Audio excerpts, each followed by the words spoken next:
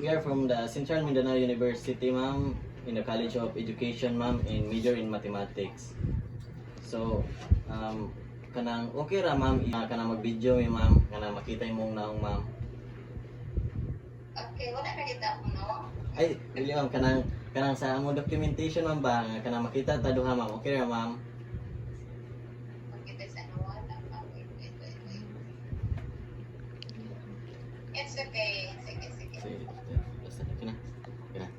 So, thank you, ma'am. And so, kumusta mo karon, ma'am? How's your day, ma'am? Okay lang. Medyo, ikat pa ko sa school. So, medyo, agad. So it is good to hear that you're fine, ma'am. And may I ask, ma'am, how long do you teach mathematics, ma'am? For both public and private. Yes, ma'am. For private schools, almost 4 years. And then for public government and here in malls, 21 years. 21 years. Dugay-dugay na jud, ma'am, na nagtudlo og mathematics, ma'am. So, can you share what are your good experiences in teaching mathematics, ma'am? That time, Okay, ma'am, sure, ma'am. Can you share your good experiences in teaching mathematics, ma'am? okay, so one is it's fulfilling to see students progress in math from hating the subject to at least not like the subject, because we know that most of the students hate the subject, right? So it's really fulfilling in sabdan sa mga estudyante ang subject and malagpilagpit more if will courses in line with mathematics. So thank you for sharing your good experiences, ma'am, and we're glad to hear that your good experiences, ma'am. So now, ma'am, is maybe proceed to our interview, ma'am. Ready na ka, ma'am. So let's proceed to our first question, ma'am. Our first question, ma'am, is do you incorporate critical thinking skills in teaching mathematics, ma'am? Always. Okay. Always. It's very important. We're not going to teach the subject only as like the usual, the traditional one. Students will just memorize formula and then without understanding and analyzing how it's being done. So, importantly, development of their critical thinking skills. So thank you for that wonderful answer, ma'am. So can we proceed to the next question, ma'am? So our next question, ma'am, is can you describe your approach to teaching mathematics? How incorporates critical thinking skills, ma'am? We use different approaches depending on the concept. So some of the approaches I used are the following. Number one, problem-based learning. In here, I require my students to do research and to do collaboration. They are to work as a group or as a team, and then they are to apply mathematical concepts to find solutions. Another is problem solving. That's very important in mathematics. That is by emphasizing the real world application. Okay, and kay useless kung hindi sila kabalo how it's being applied to real life. They will be able to apply that to real life, the more they will appreciate the subject. And then another is collaborative learning. Okay, as I mentioned earlier, I used to require my students to work as a team. Okay, mas na times nga mas dali sa ila to understand the concept if they are to work by group with their classmates or with their teammates. Usahay gani ka na lang peer tutoring Okay, kana ay mga questions nga they are ashamed or they are afraid to ask their teachers, pero kung sila lang, student to student, mas mga sila. So I used to pair students who are into math with those who are not in mathematics. Another is, of course, it mawala si explicit instruction. That is by using lectures and demonstrations. So those are just some of the approaches I used. And then whatever approach I'm using, I always emphasize to my students that in order for them to, or in order to tackle complex problems, they need to apply logic, reasoning, and analytical skills. So it goes beyond the memorization of formula and procedures. So instead, it involves a deeper understanding of mathematical concepts and how they can be applied in real world situations. So, thank you, ma'am. We appreciate your detailed answer, ma'am, and that's very clear, ma'am, and nasabtan na yung kinamo, ma'am. So, our next question, ma'am, is can you provide an example of a lesson or activity where you successfully fostered critical thinking among your students, ma'am? Okay, so example in aside from written words, I used to give performance tasks. Okay, so that's one of the components in the computation of their grades, the performance tasks. So, example in quarter one topics, one of the topics is on sequences, and under one of the types of sequences is Fibonacci sequence. So one of the performance tasks we gave is they are to do more research on, or they explore more on the application of the topic in real world. So I grouped them, I let them work by group or by team based on their inclination. So for those who are in math and science, for those who are in science classes, I told them to explore the application of Fibonacci sequence, especially the golden ratio, as applied in science. And for those who are in arts, for those special program in the arts students, I required them to explore the application in music and arts.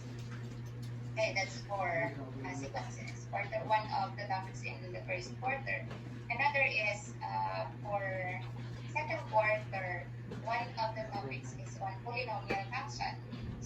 So I gave them PT by group as always. That is making or that is creating mathematical models, like designing a part with a specific area and shape. Then another one is calculating the trajectory of projectile like that of a basketball. And another is creating, for those who are into business, creating a business plan by determining the optimal pricing for a product to maximize profit. So those are just some of the examples. So, thank you, ma'am. So, that's really help your students to develop their critical thinking, ma'am. So, our next question, ma'am, is how do you assess whether your students are improving in their ability to think critically in mathematics, ma'am? Okay, I assess my students based on how they solve the problem. I am more focused on the process, not just their final answers. So that's why every time I'm going to give them a task or an activity, I use rubric. And then, as what I've said, aside from written words, I gave them the performance task. And I also listen to their explanations. So, dili lang yun siya purely katong final answers lang imong basis in giving them points or scores. So that's very helpful explanation, ma'am. So thank you, ma'am. And now let's proceed to our last question, ma'am. And our last question, ma'am, is: in your experiences, what are the biggest challenges in developing students' critical thinking skills in mathematics, and how do you address them, ma'am? Okay, the biggest challenges are rooted in students' mindset. That's one. Because we know that most of the students hate the subject. So that's one, students' mindset. Another is traditional teaching methods, and of course, curriculum constraints. So usually students often believe that in math, there is only one correct way to solve the problems. And hindi na siya ingana. So, dapat kabalo sila to find different methods to approach the problem or to solve the problem. So, to address this, shift the focus from single correct answer to the reasoning and justification behind their solution. So, avoid or award points for a well-reasoned plan. So, dili lang yun katong focus lang sa final answer. So, that's why in giving quizzes, dili pwede na base lang matagkag score based on their final answers. Dapat you have to use a rubric katong kung exactly. You look at the solution, the process on how they solve the problem. So, dili ka katong one one way or one method to solve them. Dapat yung ani reduce siya step by step. No. As a mathematics teacher, you are to allow the teacher, the student to explore different ways to solve the problem. So thank you, ma'am. Can you can you share more about your experiences, ma'am? Challenges. Yes, So ma'am. Challenges, another ma'am. is over-reliance on procedures. Kanotice ninyo, kasagaran sa mga estudyante, memorize sila ang solution. Yes, ma'am. Solution and process formula, ma'am. Memorize. So, common complaint is, Ma'am, lahi yung example, lahi yung mag-quiz. Of course, kay ang nature mo sa math is not to simply memorize the examples and the solutions. So students are conditioned to follow a series of steps to solve problems without understanding the underlying concepts of the problema. So to address this problem, we need to promote conceptual understanding over rote memorization. Another is lack of real-world connection. So most of the students don't appreciate the subject because usually sa classroom po, it's in-teach is purely the concept, the abstract concept. So dapat you need to integrate the subject, the concept, the topic to real life. Okay, we need to require the students to know how to integrate the subject to across curriculum. So as applied or as integrated in different subjects. So dapat as a teacher we need or dapat we know how to integrate our lesson to different subjects or across curriculum. And then another one is time constraints and curricular pressures. So usahay kay kung alam mo sa field na experience ninyo ang teacher is kata sandwich. What do you mean kata sandwich? We need to be student-centered rather than content-centered. Pero ang kakahita po sa actual is we are pressured by the standardized examinations. So dapat kami ang giset ng mga topics for learning competencies in a quarter. So we really have to finish all those topics. Considering the mastery of the student. So, wala siya. So, to address the problem, we need to strategically manage the time. So, we need to focus on more important concepts. Katong naamang ko mga topics na redundant na hindi na kayo siya importante. So, hindi kay focus dito focus on important concepts. So those are some of the challenges. So that's all, ma'am. Thank you for sharing your strategies, ma'am, in developing the critical thinking of your students, ma'am. And can you give us some advice, ma'am, on how will the students develop their critical thinking much better, ma'am?